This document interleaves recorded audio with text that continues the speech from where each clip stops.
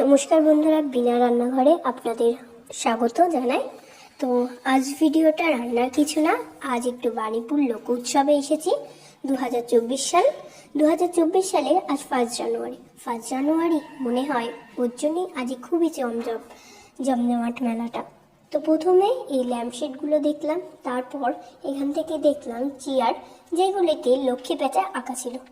লক্ষ্মী পেঁচাগুলো দেখতেও অনেক সুন্দর ছিল। তারপর এই যে ড্রামে কি সুন্দর দেখুন ঘর চিত্র করেছে। এই মাসিমা দেখুন এখনো বয়স্ক হয়ে যাওয়ার পরেও এখনো আঁকছে। তারপর একটু পেঁচাপেচি কিনতে এসেলাম।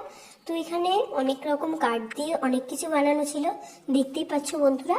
তো না দেখতে পেলে আমি আরও সুন্দরভাবে থেকে দেখাচ্ছি। এই দেখুন এখানে কটা কাঠের পুতুল ছিল, আমি এখান থেকে দুটি পেঁচাপেচি কিনে নিলাম। তারপর এই পাশে একটি কতগুলি দুর্গা ঠাকুরের একটি ফটোর মতন একটি আছে, চিত্র। এখানে অনেক রকমের চিত্র ছিল, যেগুলো চিত্রগুলো দেখতে অনেক সুন্দর ছিল। চিত্রগুলোর মধ্যেই বেশিরভাগই ছিল দুর্গা ঠাকুর। তারপর এই বাঁশের ল্যাম্পশেড, আর এখানে অনেকগুলি ফুলদানিগুলো দেখলাম। এই দাদা দেখুন কি সুন্দরভাবে এগুলো সাজিয়েছে। তো দাদার কাজটা দেখতে অনেকই সুন্দর লাগছিল, তাই একটু ক্যামেরা বন্দি করলাম। তারপর এখানে ফুলদানিগুলো কত সুন্দর ছিল। হাত ফাঁকা ছিল বলে কিছু ফুলদানি আমি কিনতে পারিনি, কিন্তু একটা দুটো ফুলদানি আমি কিনেছিলাম। বাড়ি আনার পর আর দেখানো হয়নি। তারপর এখানে চিত্র প্রদর্শনী দেখতে এলাম। চিত্র প্রদর্শনী কার না ভালো লাগে। প্রদর্শনী বলতে গেলেই একটি দেখার জিনিস, এত সুন্দরভাবে বাচ্চাগুলি এত সুন্দর এঁকেছে, যেগুলো মধুর দৃশ্যকে ফুটিয়ে তুলেছে। এই দেখুন এখানে একটি মানুষের জীবনচক্রকেও ফুটিয়ে তুলেছে। তারপর এখানে অনেক রকম আচার দেখলাম, যেগুলি আচারগুলো দেখতেও খুব সুন্দর ছিল, আর আমার জিভে জল চলে এসলো। এখানে আমের আচার, কুলের আচার, অনেক রকম তেঁতুলের আচার, অনেক রকম আচার ছিল। এখানে ছিল শান্তিনিকেতনের জামা, আর অনেকগুলো ছিল। তো আবার আশা করছি এখানে দেখতে পাচ্ছি টেবিল ল্যাম্প, সেখানে অনেক রকম ছোট বড় মাঝারি সাইজের পেঁচা রয়েছে। তারপর এখানে দেখুন গণেশ, লক্ষ্মী, দুর্গা ঠাকুর দেখা। তারপর এখানে অর্ধেক বেশি সব পেঁচার উপর চিত্র দিয়ে বানানো হয়েছে। তো পেঁচাগুলো দেখতেও ভালো লাগছিল, অসাধারণ দাদার কাজ।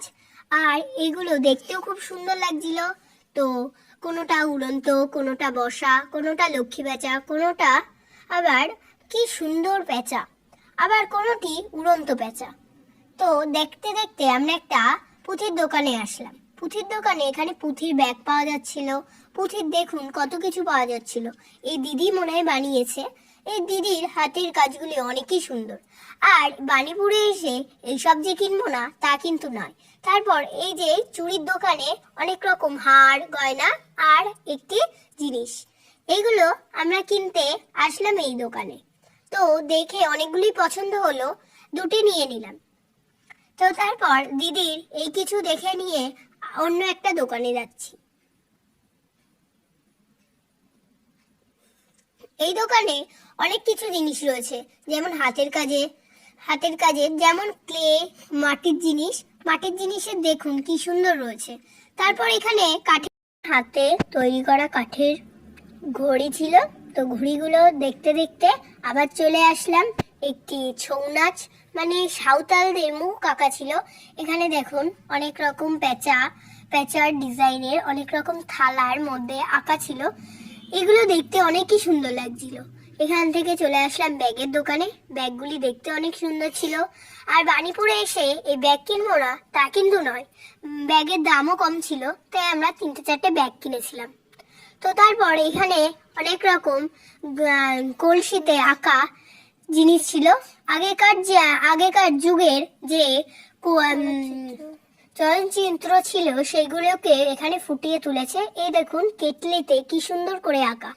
আর শান্তিনিকেতনের সেই কাপড়গুলি এখানেও রয়েছে। বাণীপুরে আসবো, শান্তিনিকেতনে কিছু কিনবো না তা কিন্তু নয়। তারপর চলে আসলাম এখানে মানি প্ল্যান্ট বা বাম্বু স্টিক কিনতে। তারপর এখানে আসলাম কত কিছু দেখুন আছে, যে কাপ প্লেটের সেট, তারপর চীনা মাটির এইগুলো দেখতে অনেক সুন্দর লাগছিল। আর মা দুটি জিনিস কিনেছিল, তো তারপর দেখতে পেলাম কুকুরগুলো কিনবে। দেখুন কুকুরগুলো মারপিট করছে। একটি কুকুর কি সুন্দর ভাবে দেখুন মালিকের কোলে বসে রয়েছে। তো আজকের ভিডিওটা এই অবধি। Thanks for watching.